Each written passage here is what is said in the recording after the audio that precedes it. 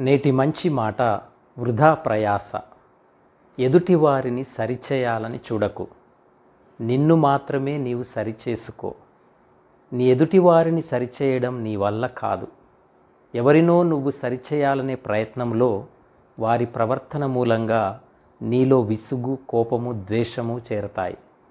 ఎవరో ప్రవర్తనను గూర్చి నీ ప్రవర్తనలో చెడ్డ స్వభావములు చేర్చుకోవటం తెలివిగల లక్షణం కాదు.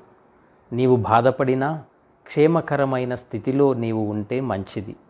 ఇతరులను సరిచేయాలనే ప్రయత్నంలో నీవు కష్టాల పాలై నీకు క్షేమం లేకపోతే నీవు జీవించే జీవన విధానము సరైనది కాదు.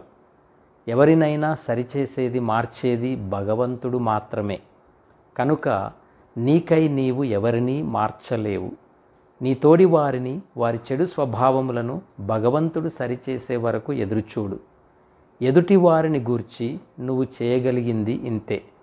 ఇంతకన్నా మరీ ఎక్కువ ఏది ఆలోచించకు. ఇంకా ఏదో చేయాలని చూడకు. నీ ప్రశాంతతను కోల్పోతావు.